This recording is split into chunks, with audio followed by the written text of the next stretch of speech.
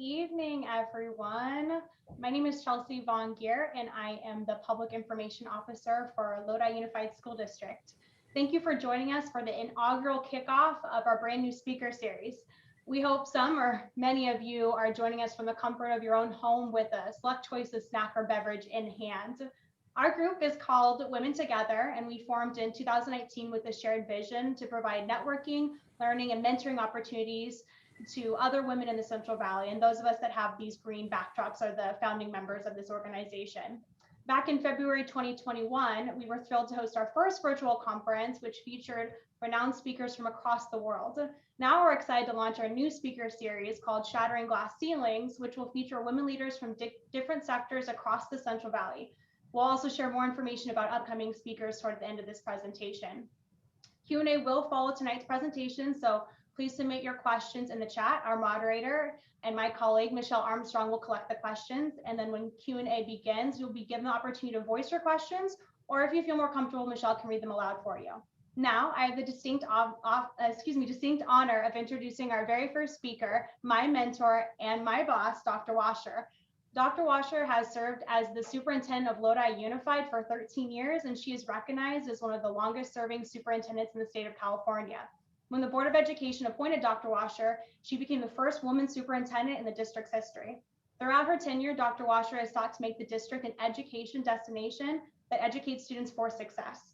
Under Dr. Washer's leadership, Lodi Unified has experienced significant growth and positive change, such as the increase of student academic achievement each year, development of new CTE courses, implementation of the one-to-one home-to-school connection initiative, and the creation of the Giving Opportunities to Got Kids Foundation, which is a nonprofit organization that benefits students in Lodi Unified.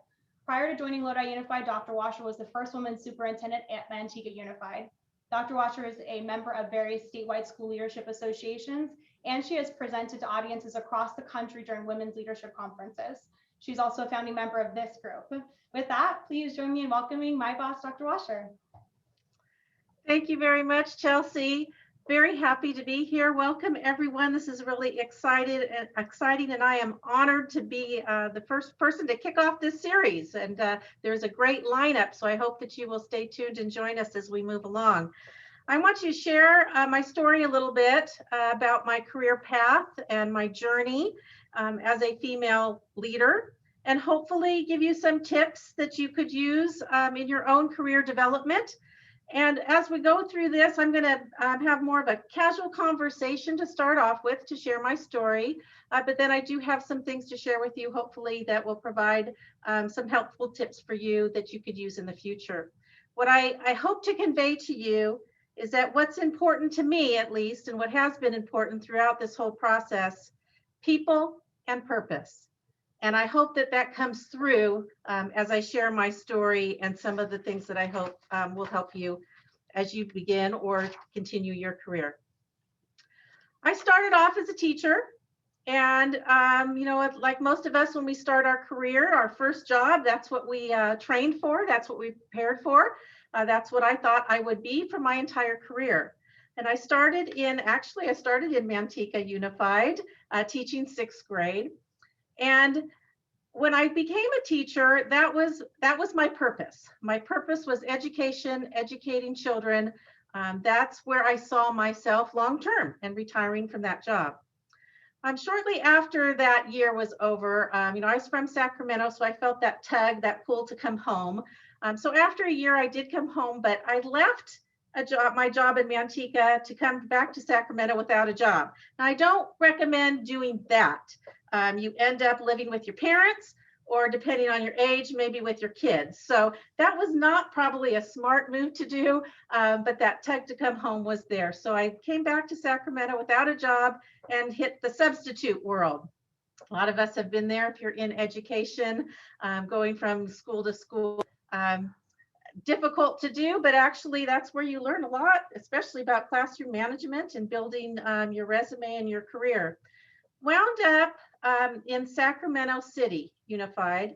I took over a 6th grade class again after I think there had been maybe 6 or 7 substitutes. It was in October at that time.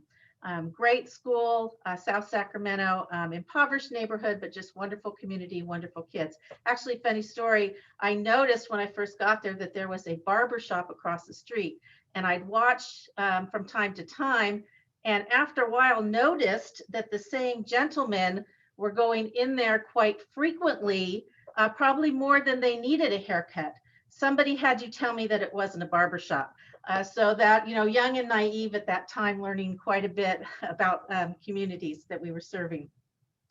So during that time, I also got married at that point, and I began to experience different types of things, joining committees, taking on leadership roles, watching my principal, who was a female, very strong female leader, getting involved in other things. And over the course of the next few years, that little tug again, and that little voice starting to speak that maybe there's something else. Maybe there's something that I like that isn't necessarily classroom teaching. And when we start our first job, sometimes that's difficult transition to make mentally. We start with one path, but then we get kind of that pull that maybe there could be something different for us. So as I started to get that little tug, I did go back to school, got my credential and master's, preparing to take on an administrative role.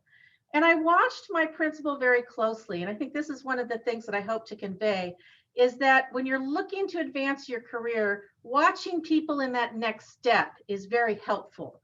Keeping an eye on what they're doing, the roles that they play, how they handle certain situations, how they present themselves, and seeing if you can see yourself in that role. So I was getting that kind of experience as I was going back to school and getting the credentials I needed. And then I was ready to start applying for administrative positions. I must have applied for 30, 40 administrative positions, vice principal positions, as well as some others. Got several interviews. Nothing ever seemed to work out. And then it happened. The opening at my school. The vice principal job opened at my school. This was perfect. Got ready for the interview. Who was on the interview? My principal, who was my mentor, all my friends, my teaching colleagues. The committee was made up of my supporters and my friends. So I went through the interview process, thought I did pretty well. Got lots of calls that night from folks on the committee saying that I was the top candidate, that I did great, and that they were going to be happy to have me as the vice principal. I didn't get the job. And that was devastating to me at that point. I had my heart set on it, my hopes set on it. It seemed perfect. How could it go wrong with the people making the decisions being my advocates, my friends and my mentors? Well, my principal was upset about it as well, and she encouraged me to contact the gentleman at the district office who was in charge of the whole process. That was a tough thing for me to do. I didn't want to do it. That was hard for me based on my personality. It was difficult, but I forced myself to do it. So I talked to this gentleman and asked him if there was anything I could do better to improve next time. I was really interested and a little disappointed in the outcome. And he told me I didn't get the job because I was young and a woman. And I didn't know how to take that. I didn't know how to react. And then he went on to say that he gave the job to a man because that man reminded him of himself when he was young, and he wanted to give him a chance. Didn't quite know how to take that either. So I thanked him for the call, and then just actually cried, took a good cry. Bad day, didn't get the job, found out why. I think that was the day my kitten ran away, just bad all over the place. But one important thing that I want to convey also is the ability to pick yourself back up. When you're knocked down, pick yourself up and move on. And that's one thing that I learned through the course of my career. So I didn't get that job, continued teaching, and I realized then that I needed to leave that district, that it just wasn't going to work out for me. If it didn't work out at my own school, I didn't see much future there for me if I was going to go into administration. So I started looking around. Now, dating myself, back then you looked in the newspaper, and I saw a job in a neighboring district and wound up getting a job in Stockton Unified. Now, this was a district office job. So another point that I'd like to make is that there's no right path or right way. Didn't go to a vice principal position first, went to a district office position. What I didn't know at the time is when I interviewed for that job, it wasn't a done deal for me. It wasn't a quick decision for them. And it wasn't, I don't think, because I was a woman, but what I found out later is that my age was a concern, and I was younger, perhaps couched in lack of experience or not enough experience. And what I found out later is that there was a woman administrator on that interview panel, and she was the advocate for me. She didn't know me personally, but she had heard me in the interview, read my paperwork, and she advocated for me. And that's how I got the job. And that woman became one of my best mentors throughout the years, and actually still is. So people along the way make the difference. So I'm at the district office in Stockton Unified, working in Title I, categorical, special needs populations. And the district finds itself in a mess with state and federal programs, and especially in the area of bilingual education. And I was put in charge of that, to clean it up. District was going to lose lots of money, millions of dollars. Well, there were individuals in that department who didn't think that that was such a good choice, that perhaps I was not the best person for the job, I was not qualified for the job, and that other people, including themselves, would have been better choice. Well, these folks were very vocal, made it known that the way they felt, made it known to my bosses, to other people in the department, to my colleagues, and were pretty vocal about their lack of enthusiasm for my appointment in that position. And what I learned from that is that it isn't always about knowing the content. You may be put in positions or given opportunities because you have something to offer that is needed at the time. Now, this was a Department of Bilingual Education. Not an expert in bilingual education, not bilingual. Makes sense that people would think that I'm not qualified. But that isn't what the district needed at that time. They needed somebody to facilitate committees, to develop plans, to work collaboratively with the state and federal governments to come up with an end product. And that's what I could offer. And I think that's why I was put in that position, not because of my expertise in that particular area, but because I could facilitate the process and get to the district where it needed to be. We ended up getting through it. Everything seemed to be okay. What I also learned from that is that mentors show up in different places. And during that time, when I was feeling down or frustrated and taking things personally, there were other administrators who could sense that, who picked me up, who encouraged me along the way. And that's why it's people that make the difference, the relationships we build. A very good mentor said that if I wanted to continue to move up in the organization or in the field, that I would need to have site leadership experience. So I started applying for vice principal positions and principal positions as they came up, and wound up getting a principal position. To the dismay of lots of vice principals who are currently in place at the time, I'm sure. Skipping over them didn't make me very popular. So once again, I was put in a position, assigned to a position where folks didn't think that I was necessarily the best choice or the best qualified, or that others felt that they should have gotten the job. And again, what I learned from that is that I have to prove that I was the right choice. I had to do, my purpose was to make sure that I did my very best in serving the community, serving students, and serving staff so that nobody would say that I was the wrong choice or that I didn't qualify for the job. My purpose was to make myself the best principal I could possibly be for that community. And again, people made the difference. The relationships that I built with the staff got me through a lot of difficult times, lifted me up, and encouraged me. And you would think that, as a principal is the encourager and the one to lift up, but really I benefited from the staff of that school because they helped me through it. And it's about those relationships that we build with folks. So I wasn't there very long, a couple of years as a principal.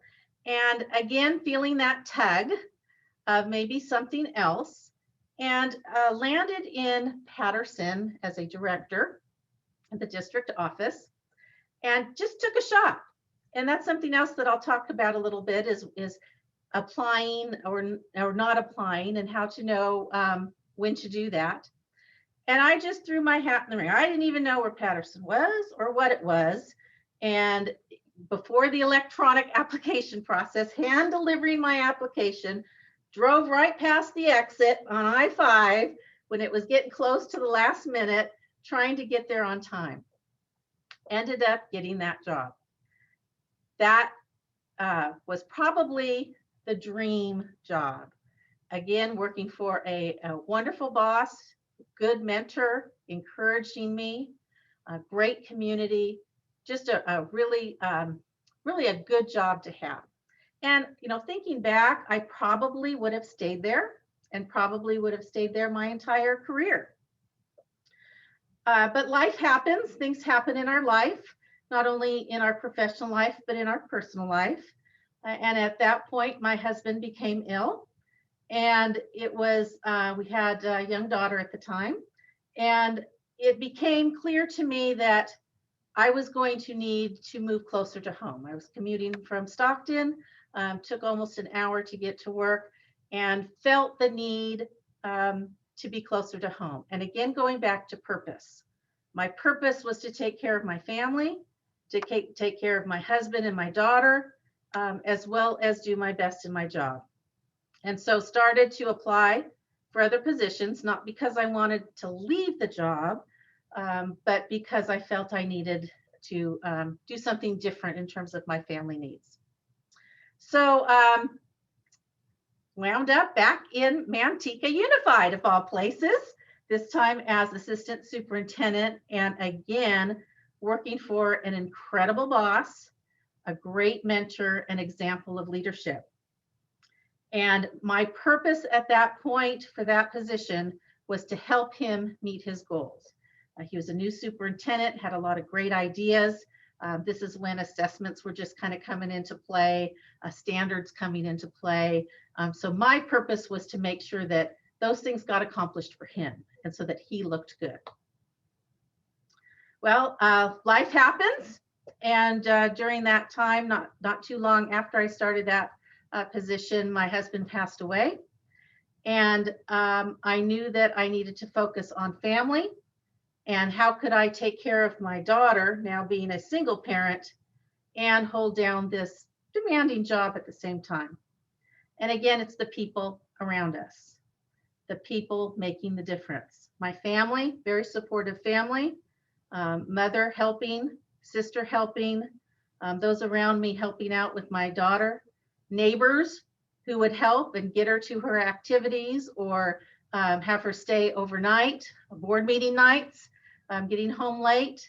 So those are the things that I had to rely on other people. And at times it's hard to admit that we need help and to let someone help us. And we need to do that. It's okay to do that. We can't do these things on our own. And if I didn't have that support, I know I would have had to make other decisions for my career. I know you have your beverage. I have my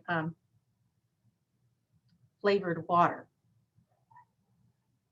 Excuse me. So without that support network, I would not have been able to hold that job. And that's why the people around us are so important. Well, not long after that, the superintendent in my district left for another position rather suddenly. sooner than I had hoped and others had hoped. And I was asked to take the interim superintendent spot while the board decided what to do. Again, I wouldn't have been able to say yes to that if I didn't have support at home and in my neighborhood to be able to help me with my daughter. Still very young, I couldn't do it without the support. And I had to admit that and let people help me. And I think it's important for us to do that because we need to know that at some point we will be that support for somebody else. So it's okay to have people help us. So I was interim superintendent for a year. After that, they appointed me superintendent. So I never applied for the job. My purpose at that point, being in the interim superintendent, was to do the best I could while the board was deciding what to do. And I was fortunate enough that they thought I was doing well and appointed me superintendent. Again, the relationships in that district are what helped me. Building a very supportive team, a very nurturing kind of family atmosphere, helped me through some difficult times personally, and also got me through professionally as a new superintendent. So after about 4 years, there came open 2 positions locally, 2 superintendent positions. The one in Lodi and Stockton came open at the same time. And I wasn't looking to leave, but opportunities like that don't come up very often. If you're in that position and you're not able to physically move or relocate, you need to stay local. When things come up, you take a look at it. So I threw my hat in the ring, taking a shot, interviewed for Lodi on a Sunday morning, went through the interview, really liked the board, felt real comfortable, felt like there was a connection and that what I had to offer was what they were looking for, but not really sure. I knew there were lots of qualified folks applying for the position. So after that interview, I went home, got in my pajamas, put a frozen pizza in the oven, ready to settle down for the day. And later that afternoon, got a call that they wanted me to come back for a second interview. And when I asked how many people were going to come back, it was just me. And at that point, is just reality hit my face. Oh dear, I could actually get this job. It wasn't just throwing my hat in the ring anymore. Wound up getting the job because at that point, we were the right match. And at these level positions, it is about finding the right match. There are lots of qualified people. There are lots of folks with skills. It's the right time, the right match. What qualifications do you have that somebody is looking for? And you never know what those might be. It could be the exact match. They were looking for someone strong in curriculum, and that's what I had to offer. Well, as it would be, once I started, about 3 months later, 2 or 3 months later, found out that the district was about $30 million in the hole. So my expertise in curriculum was no longer needed at that particular point. It was all about budget and business, which was not my area of expertise. So again, putting in a position of leading in an area that isn't something that wasn't necessarily my strong point. So having to become an expert pretty darn quickly. Again, just similar to what happened to me in Stockton, having to be able to let people realize that I still am the right choice and that I can do the job. So educating myself, doing everything I can to learn and to be better and build my skills so that I could lead in that direction. Not a good way for a superintendent to start in a district. Having to make massive cuts, including layoffs. I became very unpopular very fast. But my purpose at that point was to keep the district fiscally solvent. That was my purpose. Fortunately, the board was very strong and very supportive and knew the job that I had to do and knew that it would be very unpopular. And also my purpose at that point was to protect the board as much as possible, to take the heat on myself, to own the decisions, to be the face of the conflict and the controversy so that the board wouldn't feel that.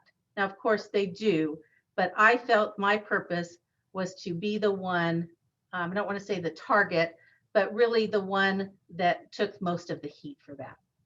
And that's hard for a new person in a leadership role because I didn't have the opportunity to build those relationships.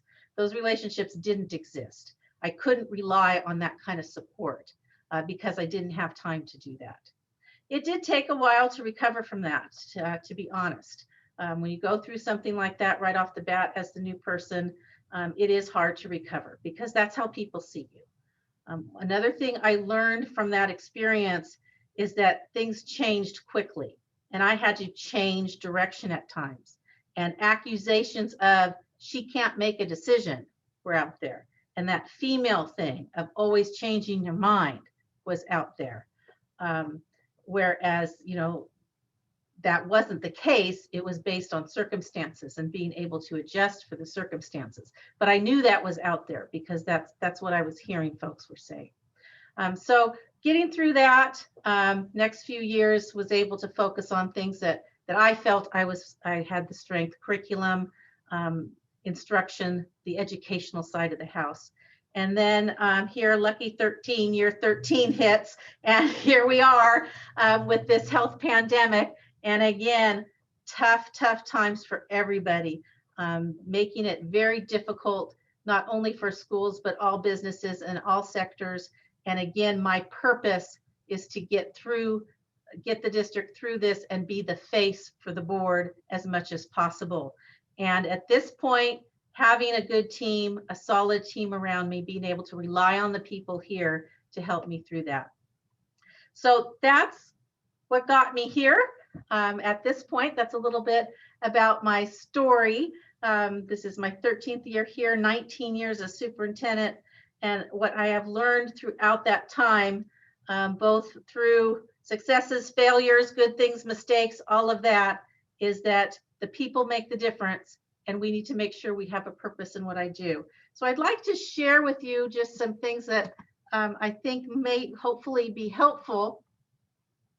I can share my screen.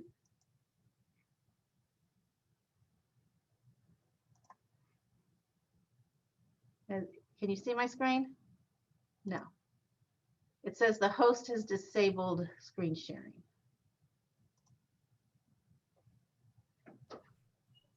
Thought I could do this without help. Here comes moderator Michelle. Here comes Michelle. Oh, yeah, let's see. Share screen.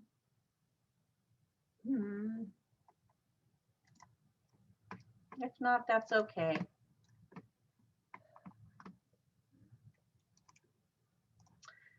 So take a sip of your drink, enjoy your snack.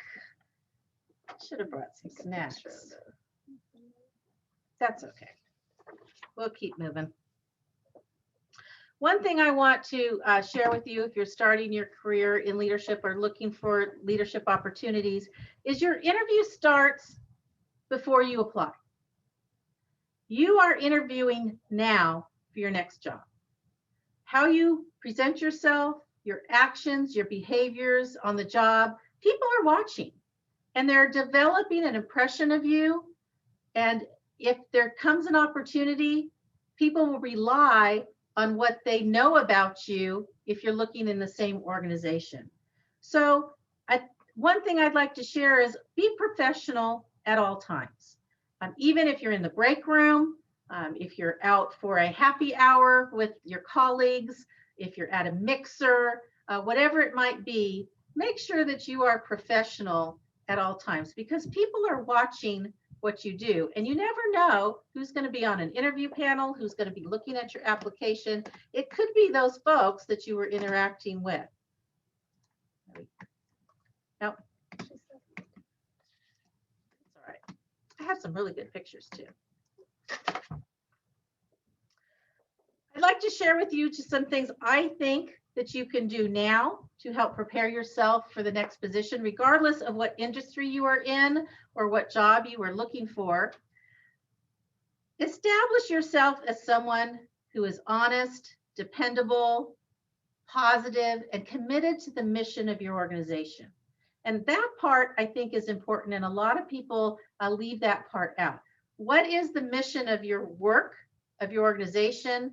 And are you someone who can exemplify that to others? Are you someone who can articulate that to others? When people look at you, do they see that you are reflecting the values and mission of your organization? So do what you can to establish yourself as that kind of employee in your organization. And as I said before, watch people. Observe people in the positions you want or that you're interested in. Learn about those positions. Talk to people. What do they do? What does their day look like? What did they have to do to get there? Was there any special preparation? What are the things that they work on? What are the things that they like, things that are challenging? Because when we apply for positions, what we know about that job is going to come through in our answers. The depth of our answers is going to reflect our knowledge of the position. And if we can show that we really know what this is about, we know what the day is going to look like, we know what the role is going to be, that's going to have a good impression on those who are looking for someone to fill that position, that you know what it's about.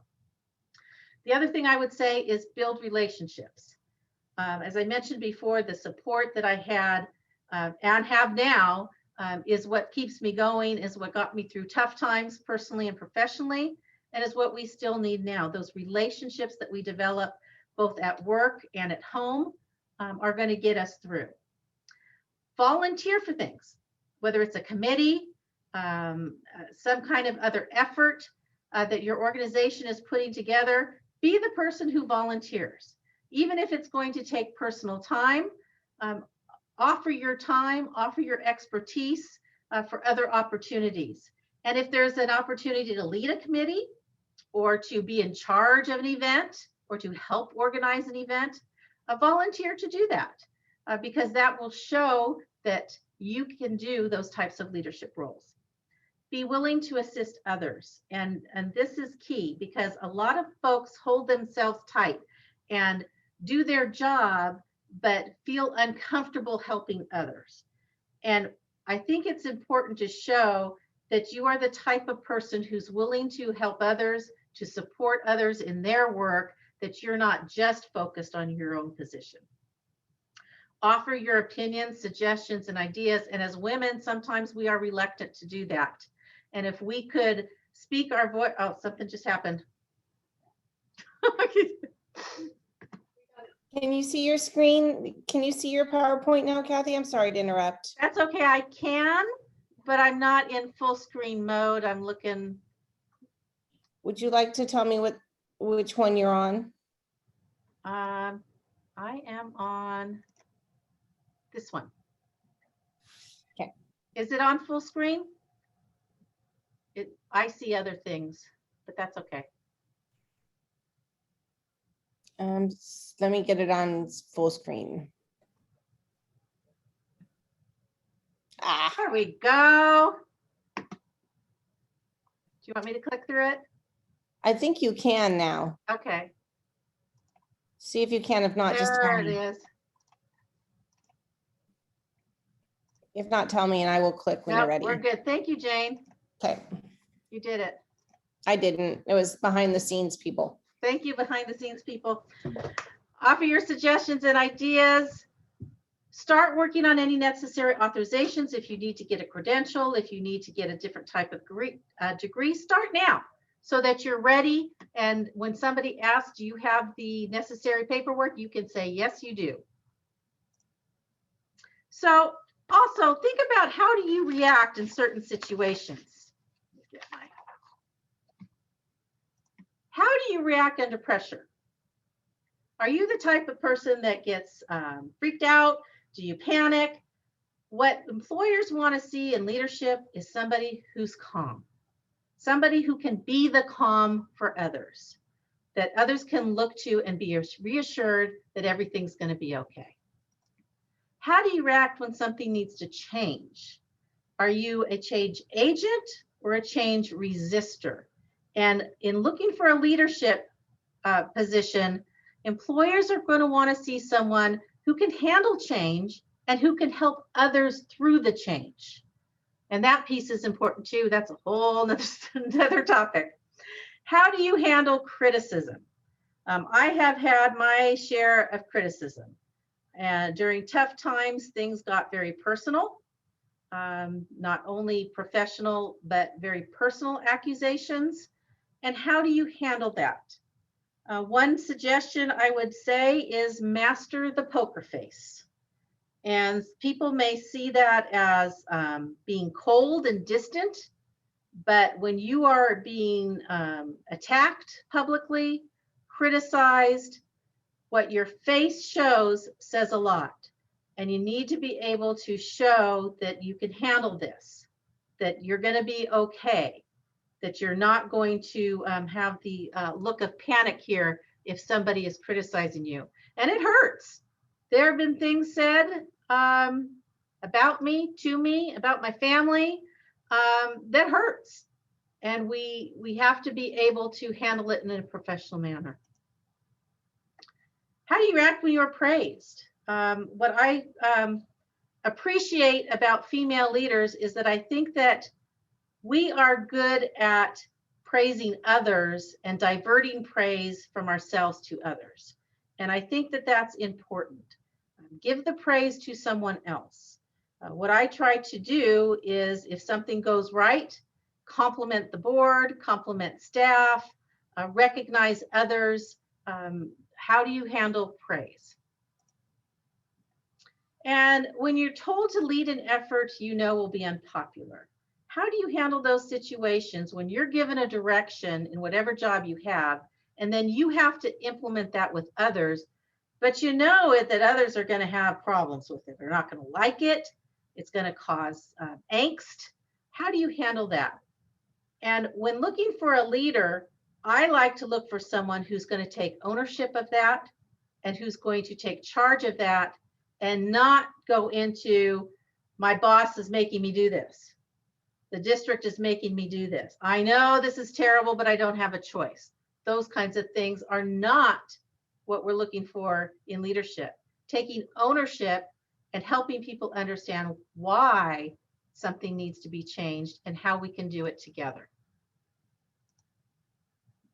How do you react when you don't know how to accomplish a task? Being okay asking for help. You have to be okay asking for help. We're all human. We all make mistakes. None of us know everything about everything. We need help, and knowing that it's okay to do that. Whoops.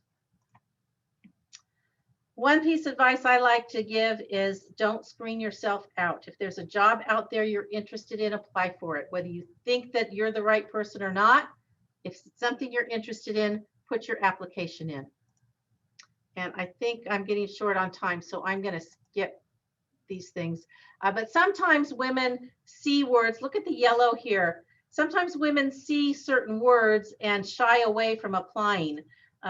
If something asking if you're an expert in something, or that you have had a certain amount of skill or years of something, and we see that and we say, no, I don't, and so we don't apply, or we don't see ourselves as having expertise.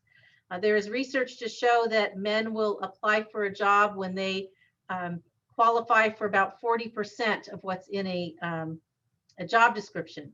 Women will apply when they see themselves meeting 100% of those qualifications. We're screening ourselves out. We need to get ourselves into the application pool.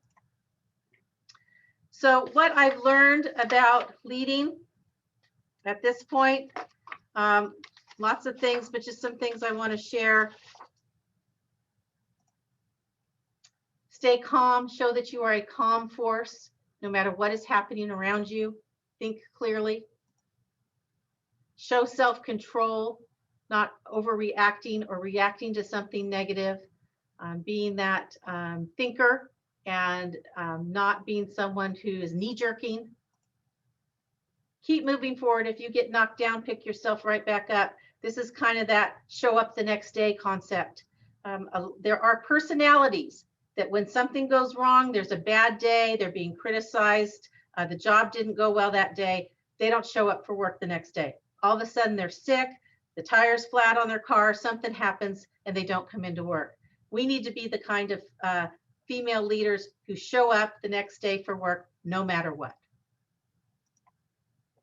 Take responsibility for actions and for efforts that we're told to do, not blaming the higher ups or blaming the organization, and lifting others up. And I think that women are good at this. We are encouragers, we are nurturers, and we need to do that in the workplace. Take ownership. Something goes wrong, own it. Expand your knowledge base. If you're put into a position and asked to do a task that is not your area of expertise, when I was doing the bilingual education in Stockton, when I had to do the budget cuts, making sure that I learned everything I could as fast as I could, and becoming an expert in areas that maybe you didn't know you could before. When I was in Stockton doing the bilingual education, after that was over, I ended up doing presentations with the state of California Department of Education and with the Office of Civil Rights on those kinds of issues. I never thought that I would be doing those types of things. Communication is usually never right, but always necessary. And the reason I say that is because it's an easy target. You don't communicate enough, you didn't communicate right, you sent too much information, not enough information, especially if you're working with a large community. Everybody has their own preferences and opinions about communication. So we need to not worry about that part. We need to make sure that we're communicating. And hire smart. And I think that this is important because the only reason I'm successful in my job is because I have smart people around me. And a lot of folks, and I hate to say this, a lot of even women are intimidated by smart people. And we can't be intimidated by smart people. We need smart people. And they make us look good. So we have to make sure that if we are in a position to hire people, that we are hiring the best and the smartest that we can possibly find, because they're going to help us do our job better and not to be intimidated or afraid by that. Relationships are important in all different ways: colleagues, confidants, mentors, advocates, and the support that we have in our personal life. And I want to point out that an advocate is different than a mentor. And I hope that if you stay with this community of women, that you'll think about being a mentor or being mentored by someone, but that you'll also think about advocacy, because we as women need to advocate for other women.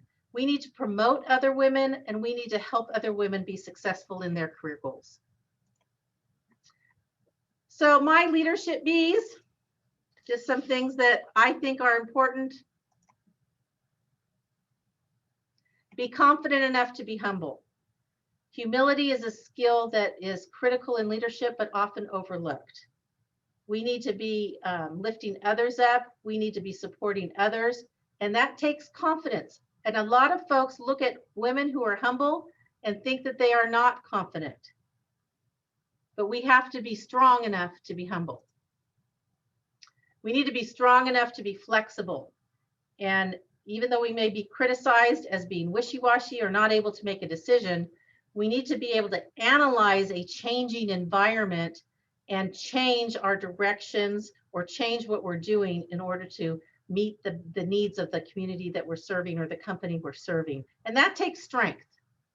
It's easy to stick to your guns. It's hard to change direction. Be smart enough to know when you don't. Know what you don't know. If you don't know how to do something, we need to be able to ask for help. And that actually is a strength that leaders have to be able to acknowledge our weaknesses and to be able to find out how to fill those gaps. And finally, be yourself and be true to yourself. Oftentimes we are put in positions that are uncomfortable, and we need to find a way to stick to our own values, our own truths, and do the job the best we can by holding on to who we are.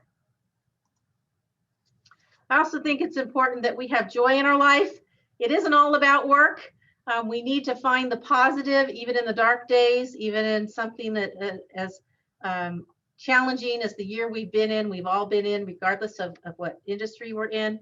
We need to find the positives, those shining lights, people who are doing excellent work, the joy, that even the small things bring. And we need to do what we love. This is a picture of my favorite place, Maui. Haven't been there in a while, but we need to make sure that we are taking care of ourselves and that we are able to do things that we really like to do, whatever that may be, even if it's something small that doesn't take very long. Your goal is in sight and you can do it. And the reason you'll be able to do it is because of the people around you and the purpose you have.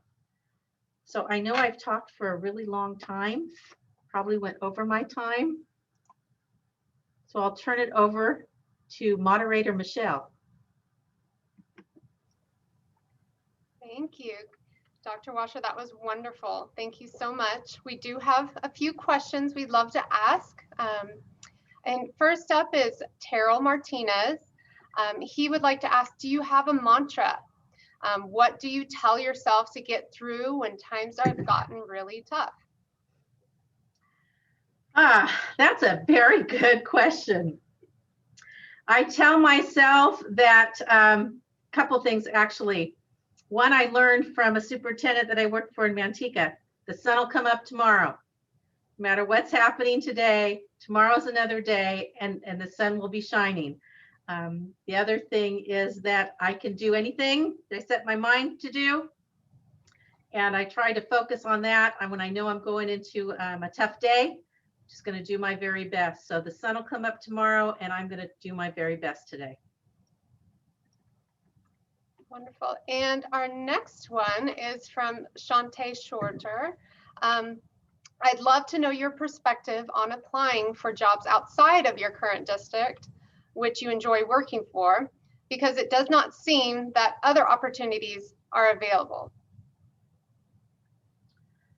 Within no opportunities within your own district, so you're thinking about applying elsewhere. That is tough, and that was a struggle I had when I left my first teaching job and realized that it just wasn't going to work out for me there. I would talk to someone first, I think. If I had to do it all over again, I think that I probably would have had some conversations with different people about my career and my options and opportunities. So rather than deciding that myself, I think I would talk to folks, express my interest in different opportunities and different positions, and see what other people in higher positions have to say about me and my prospects about taking different positions. But I do want to say that it's okay to look elsewhere if you're feeling that tug. We often feel very loyal to our employer, and that's a good thing. But if there is something else out there, I don't think that you should let an opportunity go by that you feel would be good for yourself. And next question we have is, what was the best lesson you learned in your career? Best lesson I learned in my career.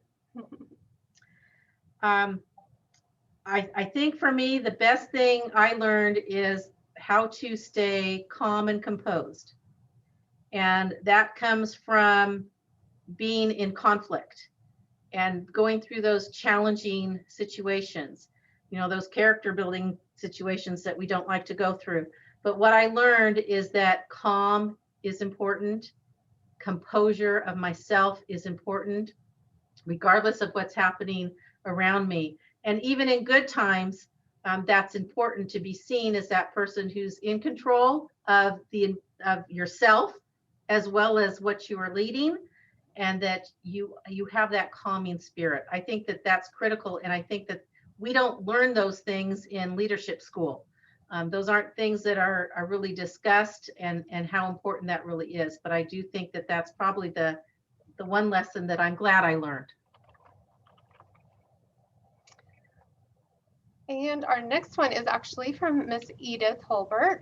She is asking, how do you handle dealing with the emotional impact of being the face and not taking it personal?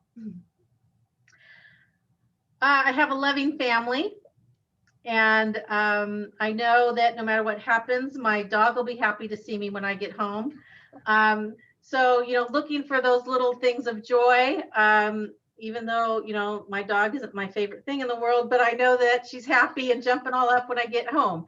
So we have to have those things that make us happy. And for me, it's family.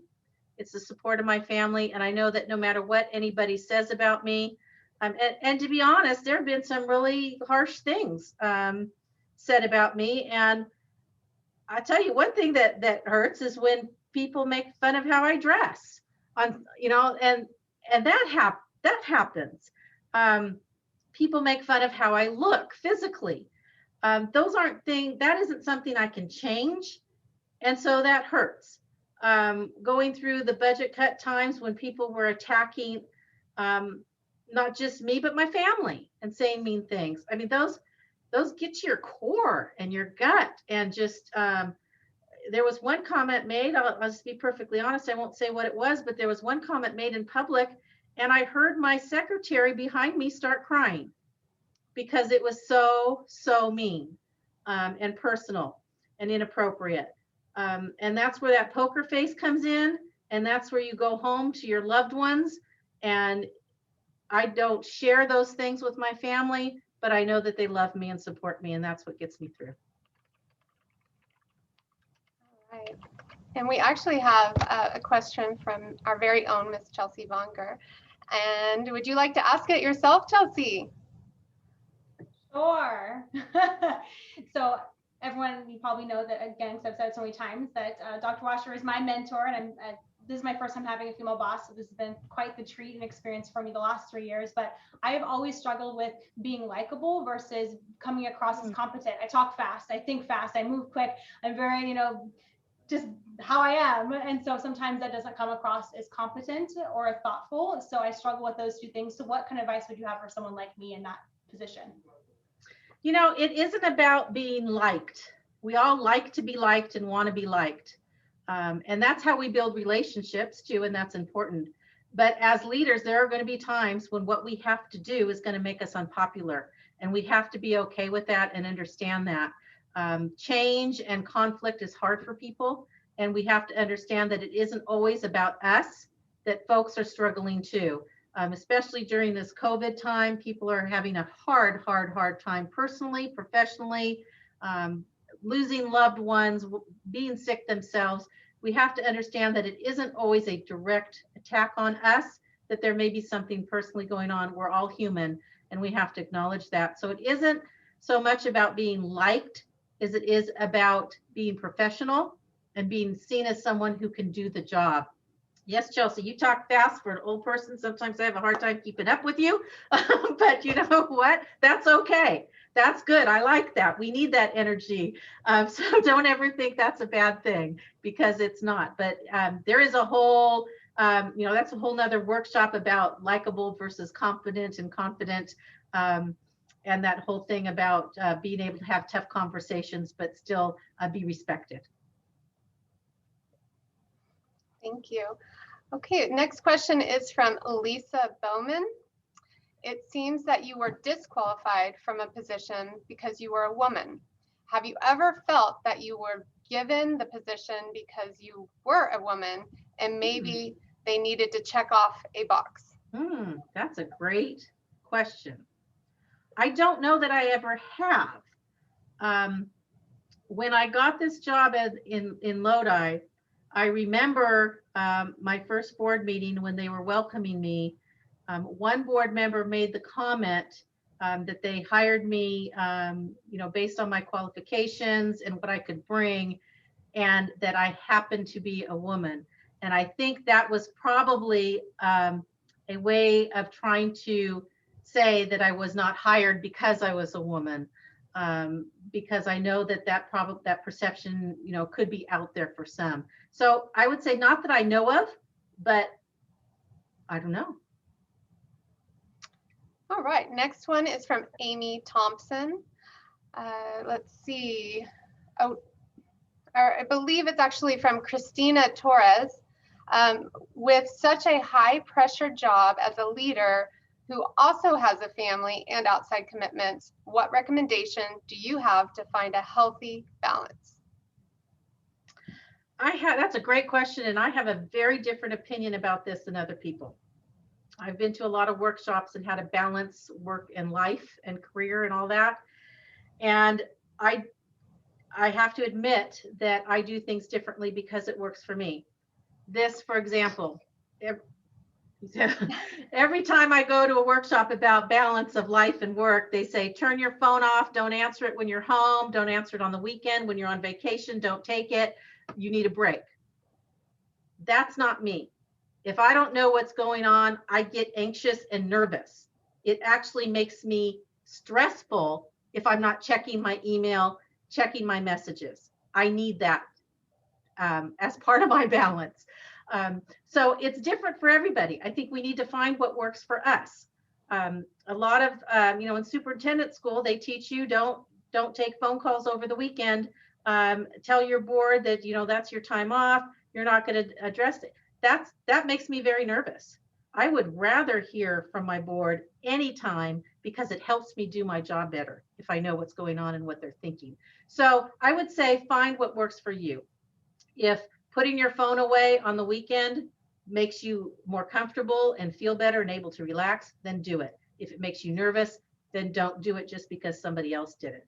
I do think that it's important, though, not to sacrifice too much family time. And I think that I did that too much over the course of my years. And that's not something we can ever get back. So I would say that family time should not be sacrificed because of the job, especially if you have children.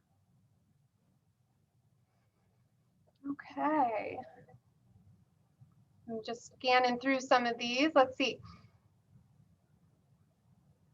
Okay, so what, this is from Edith again. And Edith, feel free if you'd like to ask your question as well to Dr. Washer.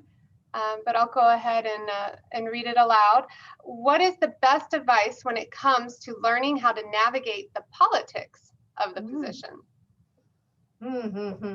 Keep your eyes and ears open and know when to keep your mouth shut. Sometimes people talk too much. You never know who is connected to who, especially if you're in a small community.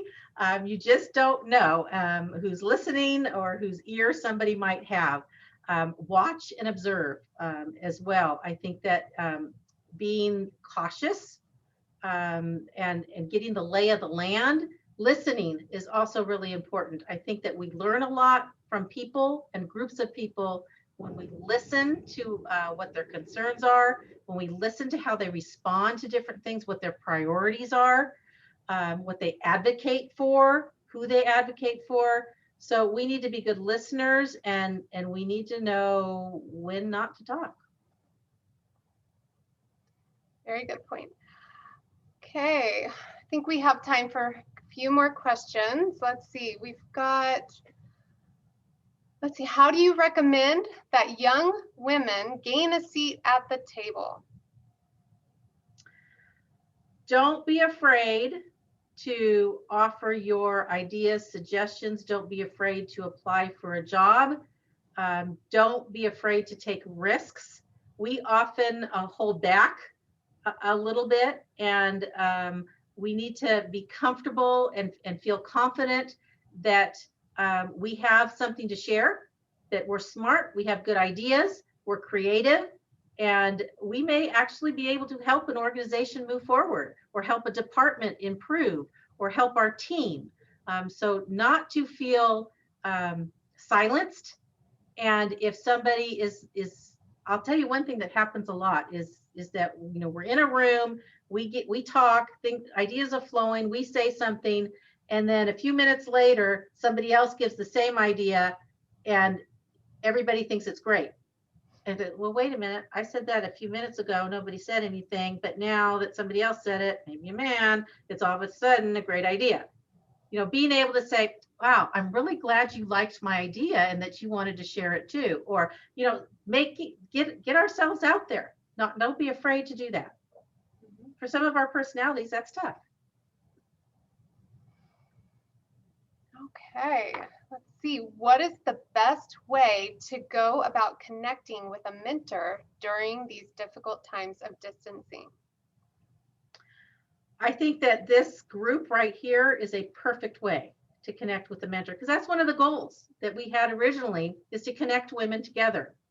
So in your chat, in the survey that's going to come up later, say that you want a mentor, or that you want to be a mentor.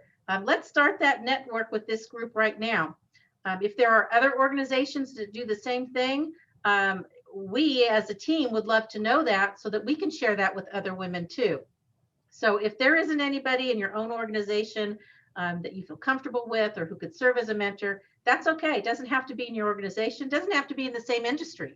It could be somebody in a completely different field, because leadership is the same.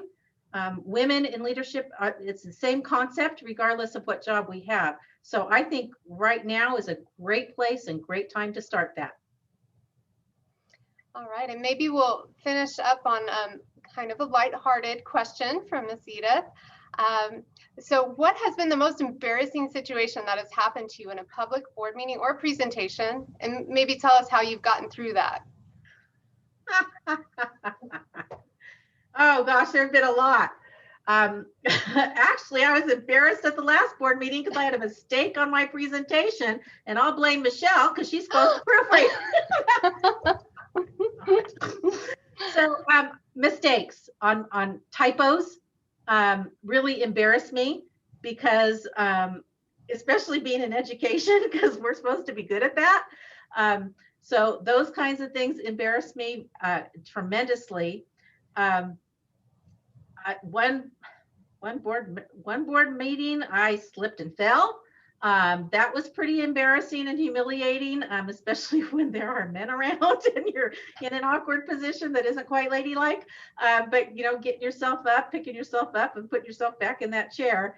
So those kinds of things, it happens all the time. All right, one more pretty lighthearted one as well. Van Ha is asking, how much sleep do you have each night? I'm not a good sleeper in the first place, so I don't get much sleep. And after board meetings, get home at 11 o'clock, then it takes me an hour to eat 5,000 calories, and then, watch some TV, and then go to bed, try to go to bed. I think that it stems back years that I'm just not a good sleeper. So I probably operate on 4 or 5 hours a night. I'm tired right now, but I can imagine. All right, Chelsea, would you like for us to wrap it up, or how many more questions would you? Okay. Yep, you'll be turning over to Jane Steinkamp to close. All So right. thank you, everybody. I know I talked a lot, but thank you so much. This has been lots of fun, and please stay tuned for our other sessions as well. Thank you, Cathy. So informative and so inspiring. I just wanted to point out a couple thoughts that really resonated with me. The first one was when you said people along the way make the difference. And something that I think probably the committee knows, but most people other people don't know, is that for me, Cathy, you were one of those people. Cathy and I met, oh gosh, I'm thinking 25, 30 years ago in a class, the CSLA, the California School Leadership Academy. I was a young teacher. I was aspiring to be an administrator, and my principal talked me into going to that program. And we were driving to Newman Crow's Landing. I think it was, way out in the boonies. And it feels like at the time you were even commuting maybe from the Sacramento area. I'm not sure. It just seemed like there was a long commute. And I remember looking at you as a strong female, as a wife, and as a mom. You had your daughter's, it was a baby car seat in the back at the time. And I remember thinking, man, if she can do it, why not me? Because I really wasn't sure that I could put in the hours that were going to be necessary, put in the work that was going to be necessary. I wanted to be a good wife. I wanted to have children someday. And you just, had all these horror stories around us about how it's impossible to be, a successful administrator and have a balance of any kind in your life. And so really for me, that was very inspiring to see you and to know that you were being successful. And so I appreciate that. You made a difference in my career. And then, going to that statement about you make a difference, or people making a difference. I think sometimes, you know, it's just even just a kind word to one of your colleagues is important. And I remember last year, maybe a year and a half ago, I was going through a divorce. I was feeling really like a failure. I decided to let my hair grow out and go gray, because why not? Thank God I did, because of the pandemic came shortly after and I didn't have to worry about dyeing my hair. But I felt like a failure and I felt old. And you sent me an email and said, by the way, you look fabulous. And it was all that I needed to get through the rest of the week, the rest of the month, the rest of the year. So thank you. Oh, thank you, Jane. So That's very sweet. Thank you. So my point is that for everybody else on the call is that even when you don't know you're being a role model to another woman or even another man or a colleague, you might be a role model, and it might not be for 30 years later that you hear that from someone. And even when you don't know that you're making a difference in a person's life, you probably are. And so that's what this group is really about. And I can't think of a better way to end with this session without, you know, highlighting those two very important points that you made, and just reminding ourselves that that's what we're here for, is to do the thing that maybe somebody needs at the moment in their life when they need it, and they don't even know it, and they might not even recognize it for years to come. So thank you all for joining us. I think I know in the chat, there's going to be a survey and give you an opportunity to give us some feedback. One of the things that we're thinking about is becoming a resource across perhaps even multiple counties. And so we're really thinking about what kind of resources do we need to know about, what groups are out there for women that we might not belong to or know about. And we should, perhaps you would like us to know that those groups exist, and that we can maybe somehow connect with them and make ourselves, you know, part of a larger network, so that if someone calls and says, hey, where do I get information on, we can turn to our website and we can say, hey, look, here's a group doing this, or here's a group doing that. And it's specifically, of course, geared to women in leadership. So if you'll take a few minutes to take a look at that survey, and if you would fill it out. And then I think we also have some information about our upcoming speaker. All right, so Chelsea, I'm going to turn it over to you to talk about the next series coming up. Sure. So we have a couple upcoming dates. The next one is on May 5th at 5:30 p.m. Again, we encourage you to be at home, enjoy some snacks and drinks in your leisure wear, and listen to Judge Jane Tong-Soon Lee. And she will share her background, her experiences here in the county when she was originally appointed to the Superior Court by Governor Newsom, and how she's ascended the ranks in her community and what life has taught her. So we're really excited to have her on May 5th. And then we'll send some announcements and some updates on some forthcoming speakers in June, July, September, and October. So we plan for this to be about a 6-part series. Yay. All right, so thank you all for joining us tonight. Please take a look at the survey questions in the chat and give us some feedback. And we want to see you again for our next series. And know that we're all here for you. And if you need help, mentoring, guidance, suggestions, feedback, interview assistance, any of that kind of stuff, that's what we're here for. So please reach out.